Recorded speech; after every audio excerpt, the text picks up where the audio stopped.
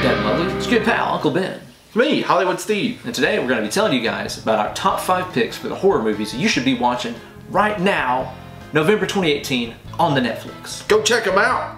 I've got to tell you guys what, one of the greatest horror movies of the post-millennial era is on Netflix right now. And it's the gosh dang The Witch. Witch, one of my absolute favorite horror movies of all time. I like it so much I'm wearing a t-shirt right now with my homeboy Black Phillip representing. So The Witch came out a couple of years ago and I think this movie is absolutely incredible. It is a visual masterpiece. It's got some truly horrifying shit in it. Yeah, it's a period piece, but it's really about just one little family out in the woods by themselves.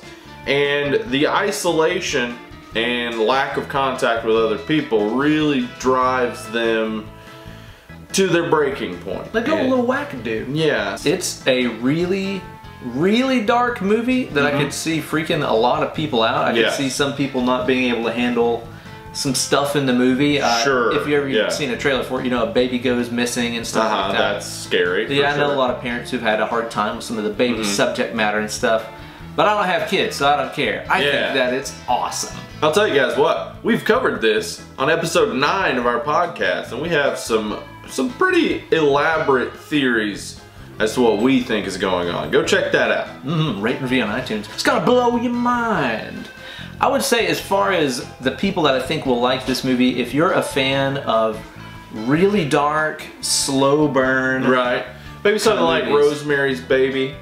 Yeah, perhaps something like that in terms of like the pacing. Yeah, you know, or The House of the Devil. House of the Devil, there you go. Yeah, is another favorite of mine that is, again, a very slow-moving kind of movie that's all about building atmosphere and tension rather than like Blumhouse jump scare a million time kind of scares. It's got this existential dread to it more than just quick snaps of fear. Yeah, it really will play on your emotions and your fear of the unknown. I'll tell you what, if I were to check out a movie on Netflix right now, I'd check out Julia Ducournau's Raw. You know, Steve, the late great ODB once said that he likes it raw. I tend to agree. I agree with him. He also said at one point, toss salad, all you're in some shit now. Also agree. R.I.P. ODB. Also agree.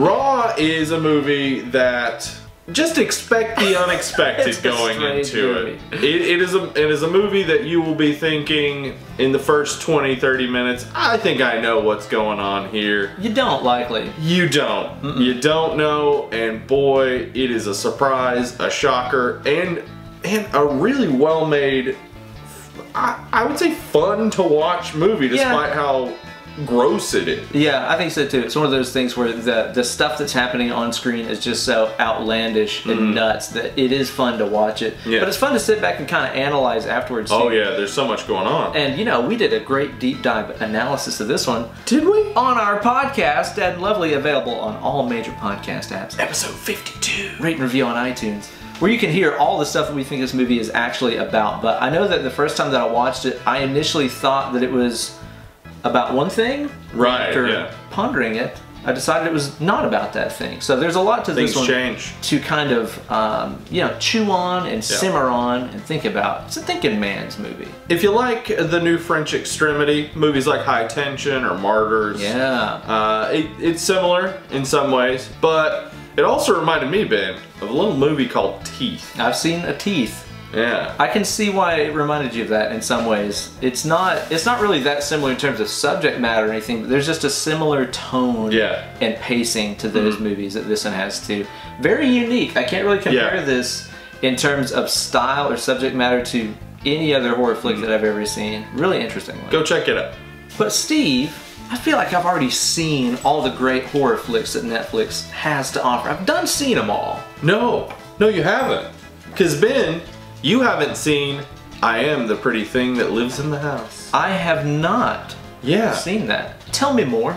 Well, I Am the Pretty Thing That Lives in the House is directed by Osgood Perkins. Oz Perkins directed a little movie that we've covered called Blackcoat's Daughter. One of my jam of jams. I love that movie. So I'm already interested. Yeah. I Am the Pretty Thing That Lives in the House has also got things that you love, like being a slow, plodding, brooding sort of a movie. I like that. About a haunted house. Okay, I'm a fan of this. I'm on board so far. Yeah. Now, it's well shot. You've seen Black Coat's Daughter. You see Oz Perkins' style. It's in that similar sort of style. Shoot a movie, yeah. He does. Well shot. It's it keeps you sort of on the edge of your seat, trying to guess what's going on. But really, in the end, it is about isolation. Well, Steve, you've sold me on it. It sounds like something that I would like. But who else do you think is gonna like this movie?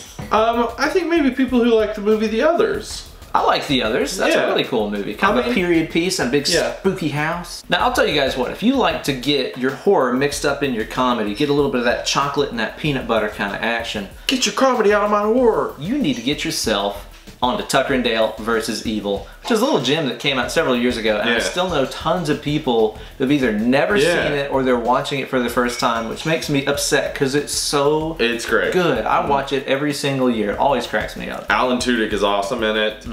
It's less horror, perhaps. It's got some great gore. But it's got some great gore. Really great. Wonderful kills. But it's really funny. Really plays off of a lot of horror tropes. And things without getting into meta horror. Yeah, that's true. It never really gets into being truly like self-referential or anything. But if you're a horror fan, you'll get everything that they're kind of referencing and alluding to for sure. It's a really fun watch, really well paced. It's not too long. Looks really good. Very likable, fun characters. It's funnier than hell. It might remind you of the tone of Shaun of the Dead, maybe. Yeah. I mean, Shaun of the Dead gets more serious near the end, and yeah, it does. This stays pretty light. Yeah, Tucker and Dale stays light the whole way, but that sort of feel of the first two acts of Shaun of the Dead, or maybe other great horror comedies like The Burbs, and stuff like that. If you're a fan of like stuff that's funny that still has morbid and grisly elements to it, I don't see any reason why you wouldn't love Tucker and Dale versus Evil. It's one of my favorites. Steve, sometimes I want to watch a movie set in a time period that I cannot figure out that maybe has a bunch of spooky naked people in it. What you got? You might try It Follows. It's a really good choice for that. It's got all of those things. Yeah, it's got cell phones and old cars. Yeah, it does. So you're not really sure, is this 1986 or 2016? Yeah, yeah. But what it does also have is great tension. Yes, and extremely good. I would say Carpenter-esque feel to it. That's exactly what I got out of it the first time that I watched it too. Even just like the neighborhood that most of the movie takes place in looks like Haddonfield. Yeah. So it instantly kind of gave me, you know, warm and fuzzies. It reminded me of watching Halloween or something. But it's definitely not a vintage throwback kind of movie. It works mostly on tension. Absolutely. And the central idea of it is very easy to understand and then plays out in a very complex way. Yeah. And it's like as you're watching it, I think the tension is growing because you're constantly trying to figure out what the hell is going on. Right. What the rules of what's happening are. Yeah. You know, so you're never really quite sure if you're safe or not the entire time you're watching the movie. And you could interpret that one a lot of different ways too, as far as like what the movie is about. I've seen a lot of different people say that it's like, it could be like a Cold War analogy. It could be like a STDs analogy. It might be about AIDS. Yeah, it's open to interpretation, which I like. Yeah, me too. And the fact that the real terror and dread, no matter if you know what's happening or not, you still feel that dread and that terror. Yeah, there's some stuff in there that I don't think will ever not weird me out. So I definitely recommend watching it. I think that, if you like old school stuff like Halloween, I think that you'll like it. It's not a slasher or anything. No, it's not, but it does, similar atmosphere. Similar atmosphere. Even some of the shots I would say remind me of absolutely. Yeah, John Carpenter, just so good. Let us know in the comments below what you've been watching recently on the Netflix that you enjoyed, that you think we should add to our list. We plan on doing videos like this on the regular. Let us know in the comments below what you've been watching lately on the Netflix that you think that we should check out, either here for the YouTube channel or on our award-deserving podcast, Dead and Lovely. In the meantime, be sure to like this video and subscribe to our channel. And you need to ring that little bell down there. Ring that bell, get notifications about new videos all the time. Steve, where can they follow us on the social medias if they want to? At Dead Lovely Pod, Twitter and Instagram. We have a Facebook group, Dead and Lovely Horror Movie Podcast. We want you. come on over, or you can email us, deadandlovelypod@gmail.com. Thank you guys so much for watching. You've been great. We've been Dead and Lovely.